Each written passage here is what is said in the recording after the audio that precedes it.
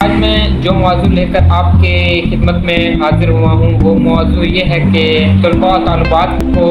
پڑھائی میں درپیش مسائل۔ وہ درپیش مسائل کیا ہیں؟ اگر آپ دیکھیں تو آج کل کا جو دور ہے اس میں جو بڑا مسائل ہے وہ اس میں ایک ہی مسئلہ ہے اور وہ ہے اخراجات۔ زیادہ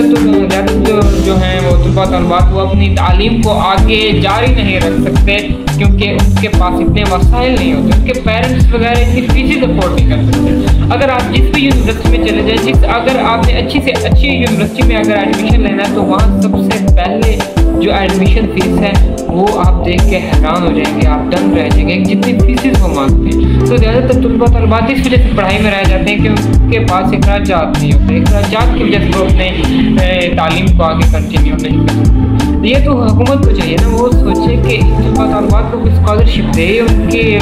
ساتھ وہ کھڑی ہو، ان کو جو بھی پرابلم ہے اس کو ہینڈل کرے، پر حکومت ایسا نہیں کرتی، جس کی وجہ سے ہمارے طلباء طالبات کو زیادہ تر دیکھیں گے وہ کوئی کام کر رہے ہیں، مزدوری کر رہے ہیں، دہاڑی کر رہے ہیں، کیونکہ عوام کی طرف تعلیم کی طرف تو توجہ ہے لیکن حکومت کی تعلیم کی طرف توجہ نہیں ہے، جس کی وجہ سے زیادہ طلباء طالبات پڑھائی میں رہتے ہیں۔ تو میری حکومت سے یہی اپیل ہے کہ برائے مہربانی ان طلباء طالبات کو وہ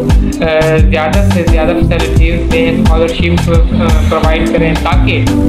آگے جا کر وہ ملک کا نام روشن کر سکیں، بین الاقوامی طور پر وہ اس ملک کا نام روشن۔ گائز اگر آپ کو یہ ویڈیو پسند آئی ہے تو پلیز میرا چینل ماہر معظم علی ولاگز کے نام سے میرا چینل سبسکرائب کر دیجیے گا تاکہ جو بھی میں آگے یہ ایسے ولاگ سینڈ کروں آپ کی انفارمیشن کے لیے